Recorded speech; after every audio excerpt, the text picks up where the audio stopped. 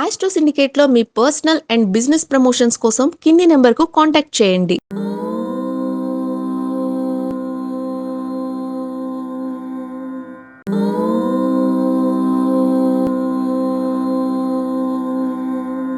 ఓం శ్రీ గురుభ్యో నమః. హరి ఓం. గంగే చ యమునే కృష్ణే గోదావరి సరస్వతి నర్మదా సింధు కావేరి జలేస్మిన్ సన్నిధిం కురు. అందరికీ నమస్కారం. గంగే చ యమునే చైవ గోదావరి సరస్వతి నర్మదా సింధు కావేరి జలేస్మిన్ సన్నిధిం కురు. పరమ పవిత్రమైనటువంటి ఈ యొక్క శ్లోకాన్ని చదువుకొని మనము మన ఇంట్లో ఉన్నటువంటి కాసిన్ని గంగ నీళ్ళని, యమునా నీళ్ళని మనం చాలామంది ప్రయాగ్రాజ్ వెళ్ళి ఉన్నాం. అలాగే మన వాళ్ళు బద్రీనాథ్ వెళ్ళారు, గంగోత్రి వెళ్ళారు, యమునోత్రి వెళ్ళారు. ఆ నీళ్ళని తెచ్చుకొచ్చిన వాళ్ళు చాలామంది ఉన్నారు. అటువంటి నీళ్ళని, నర్మదా నీళ్ళని, అలాగే మనకి మధుర, బృందావనం వెళ్ళిన వాళ్ళు ఆ నీరు తెచ్చుకున్న వాళ్ళందరూ ఉంటారు కదా, అవన్నీ యమునా నీళ్ళే. ఈ నీటిని మన ఇంట్లో ఒక రాగి చెంబులో పోసుకొని ఈ యొక్క పుష్కర సమయంలో ఎప్పటి నుంచి జూన్ 2వ తేదీ నుంచి జూన్ 13వ తేదీ వరకు జరుగుతున్నటువంటి యమున ఆరంభ పుష్కరాల సమయంలో మనం ఏ రోజున ఒక రోజున మనము స్నానం ఆచరించడం వల్ల అద్భుతమైనటువంటి యమునా పుష్కర స్నానం చేసిన ఫలితం వస్తుంది.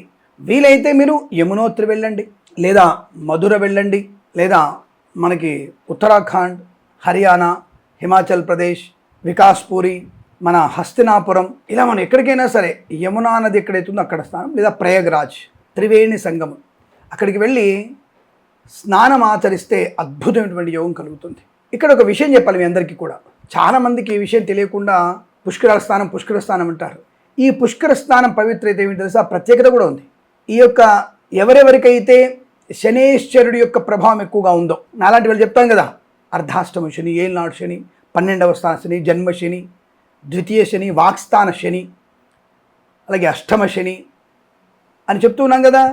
ఈ శనిగ్రహం పోవడానికి, అలాగే జన్మజాతకంలో షష్టమ స్థానంలో శని అధిపతి అయి శని మహాదశో, శని అంతర్దశ జరుగుతున్న వారికి కూడా ఈ పుష్కర స్నానం విశేషంగా ఉపయోగపడుతుంది. అలాగే బృహస్పతి గ్రహాన్ని అనుసరించి పుష్కరుడు అనేటువంటి దేవుడు ఈ నదులలోకి ప్రవేశిస్తాడు. కాబట్టి తప్పకుండా గురుగ్రహ దోషం ఉన్నవాడు జూన్ 2వ తేదీ నుంచే కర్కాటక ఉచ్చస్థితిలోకి మనకి ఈ యొక్క గురుగ్రహ ప్రవేశం జరిగింది. అందుకని యమునా పుష్కరాలు వచ్చాయి.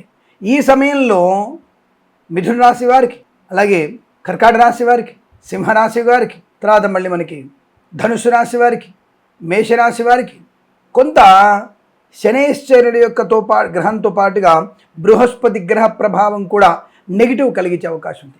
ఇటువంటి నెగిటివ్ని పాజిటివ్గా మార్చుకోగలిగేటువంటి తత్వము, శక్తి పుష్కర స్నానం చేయడం వల్ల కలుగుతుంది. అంటే ఖగోళ వైజ్ఞానిక శాస్త్రపరంగా చెప్పినట్టయితే సూర్యుని యొక్క అతికాంతి నీలలోహిత కిరణాలన్నీ కూడా మనకి నీటిలో ఉన్నటువంటి కొత్త జలకళ, ఈ మినరల్స్ మరియు అనేక రకాల ఖనిజ లవణాలు, ఇవన్నిటినీ ఔషధీ గుణంతో నీటిని ఒక పాజిటివ్ ఎనర్జీగా కలిగిస్తుంది. అద్భుతమైన పాజిటివ్ ఎనర్జీ. ఇది 12 రోజులు సూర్యుని యొక్క కిరణ గమనము చాలా తీక్ష్ణంగా ఉంటుంది. కాబట్టి ఈ సమయంలో స్నానం ఆచరిస్తే మంచిదని చెప్తారు. అంటే ఆది పుష్కరము, పుష్కరకాలం, అంత్య పుష్కరకాలం అంటారు. కాబట్టి ఈ సమయంలో మనం కనుక తప్పకుండా నదీ స్నానం చేస్తే అద్భుతమైనటువంటి యోగం కలుగుతుంది. ఇది పాజిటివ్, ఇది వైజ్ఞానిక సంబంధించినటువంటి విషయం. అటువంటి నీటిలో మనము షాంపూలు పెట్టి తలంటు పోసుకొని ఉమ్మేసి మలమూత్ర విసర్జనలు చేసి నదులని పాడు చేయమని కాదు, నదులని ఎలా సంరక్షించుకోవాలి, మనము రాబోయే కాలంలో ఎటువంటి నదీ జల సంరక్షణ కలగాలనేటువంటి చెప్పగలిగేటువంటి ఆధునిక వైజ్ఞానానికి ఎప్పుడెప్పుడో సనాతన ధర్మంలో మన పూర్వీకులు ఎప్పుడో కొన్ని వేల సంవత్సరాల క్రితం చెప్పబడినటువంటిది ఈ పుష్కర స్నానాలు. నదులను ఎలా మనం జాగ్రత్తగా కాపాడుకోండి, గట్లు చేసుకుంటూ జాగ్రత్తగా ఉంటూ నదిని సంరక్షించాలని చెప్పడానికి ఈ పుష్కర స్నానం ఏర్పాటు చేశారు. కాబట్టి ఖగోళ వైజ్ఞాన శాస్త్రంలో కూడా ఇటువంటి అనేకమైనటువంటి రాళ్లల్లో, కొండల్లో, మొక్కలలో ఔషధీకృతమైనటువంటి విషయాల్లో సూర్యునిక కిరణాలు పడి జలము అద్భుతమైనటువంటి పవిత్రతను చేకూర్చుకుంటుంది. అలాగే ఔషధీకృతం అమృతంలాగా మారుతుంది. అటువంటి నీళ్ళు వెళ్ళి మనము ఒక్కసారి గంగా యమున సరస్వతి దేవతాయ నమః అని నమస్కారం చేసుకోవాలి. నీటిలో చెవులు ముక్కు రెండు మూసుకొని 3 మునుగులు వేసి మళ్ళీ మనం ఇంటికి వచ్చేసి నది మధ్యలకి దండం పెట్టుకొని ఉమ్మేయకుండా, మూత్రాలు మలమూత్ర విసర్జనలు చేయకుండా, అక్కడ బట్టలు గిట్టలని ఉతుకోకుండా గట్టుపైకి వచ్చేసి మళ్ళీ అక్కడ ఉతుకొని పిండేసుకొని ఆరేసుకొని వెంటనే మళ్ళీ తిరుగు ప్రయాణం అయిపోవాలి. అంతే తప్ప అక్కడ ఏం లేదు. వీలైంది స్నానం చేసిన తర్వాత శ్రాద్ధ తర్పణాలు చేసుకోవాలి. అది కూడా అక్కడ వాతావరణ కాలుష్యం చేయకుండా మనం తీసుకెళ్ళిన ఆకులవన్నీ కూడా ప్లాస్టిక్ లాంటి బాటిల్స్, ప్లేట్ లాంటివి లేకుండా తిల తర్పణము, ఒక మంచి పాత్ర, మట్టి పాత్ర, దాంట్లో కాసిన ఆవు పాలు, నల్ల నువ్వులు, దర్భలు, పిండ ప్రదానికి పనికొచ్చేటువంటి బియ్యము కానీ అన్నము కానీ వండుకునే పాత్ర, అవి కూడా మట్టి పాత్రలే ఉండాలి. వాటిల్లో ఆ తీర్థ శ్రాద్ధంలో అక్కడ చేసి సద్బ్రాహ్మణుడికి అక్కడ భోజనం పెట్టి దాన ధర్మాలు చేయాలి. వీలైతే గోదానం, సువర్ణదానం, రజత దానం, వస్త్రదానం, స్వయం పాకదానం, అవతలి వ్యక్తికి పనికి వచ్చేటువంటి దానాలన్నీ కూడా వారికి సమర్పణ చేయాలి. అలా చేసిన వారికి పితృదేవతల యొక్క అనుగ్రహం కలుగుతుంది. స్నానమాచన వల్ల భౌతికమైనటువంటి శరీరానికి ఆరోగ్యం చేకూరుతుంది. దానము వల్ల ఆత్మసంతృప్తి కలుగుతుంది. లోపల ఉన్నటువంటి మలినాలన్నీ కూడా మనకి బయటికి వెళ్ళిపోతాయి. అలాగే పాపకర్మల నుంచి బయటపడడానికి ఆ పుష్కరుడు, అలాగే ఆ బృహస్పతి గ్రహాల యొక్క, పుష్కర దేవత యొక్క, బృహస్పతి గ్రహం యొక్క అనుగ్రహాన్ని పొందుకొని ప్రయత్నం చేయవచ్చు. ఇక్కడ శనేశ్వరుడి యొక్క గ్రహ ప్రభావం ఏమిటి అని అడిగితే, ఇక్కడ యమునాదేవికి మరొక పేరు కాళింది. అంటే కృష్ణ భగవానుని యొక్క 4వ భార్య కాళింది అమ్మవారు. ఆ అమ్మవారే మరొక రూపమే యమునాదేవి.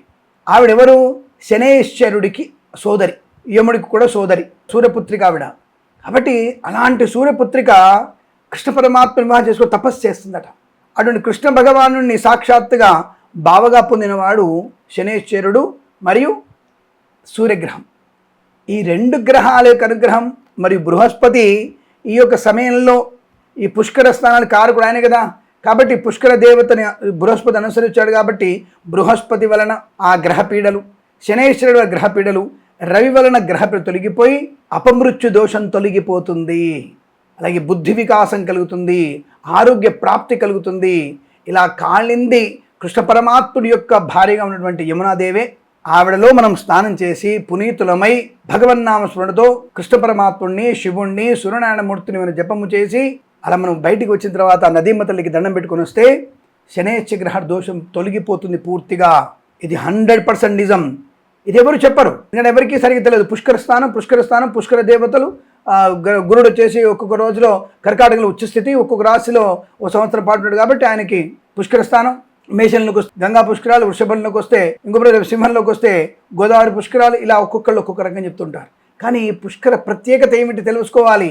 ఇక్కడ కాళింది అమ్మవారి యొక్క అనుగ్రహం పొందడానికి, ఆ కృష్ణ పరమాత్మని యొక్క సంపూర్ణ అనుగ్రహాన్ని పొందడానికి, అన్యోన్య దాంపత్య జీవనానికి, సుఖానికి, సంతోషానికి పనికొచ్చే అవకాశాలు బలంగా ఉంటాయి.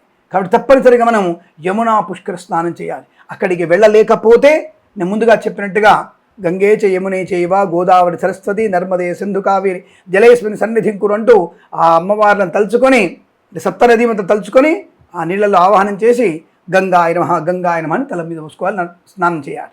ఎక్కడున్నాయో సరే తప్పకుండా మీకు ఆ పుష్కర స్నాన అనుకూలత కలుగుతుంది, ప్రయోజనం కలుగుతుంది. ఇది మనకి వైజ్ఞానికంగాను ధర్మశాస్త్ర ప్రకారంగాను మనకు చెప్పబడినటువంటి సూత్రం. ఇది తప్పక పాటించి ఆనందమయ శుభ జీవనాన్ని పొందుకొని అఖండ ఐశ్వర్య ప్రాప్తిరస్తు. సర్వే జనా సుఖినో భవంతు. ప్రేమతో మీ కిరణ్ శర్మ.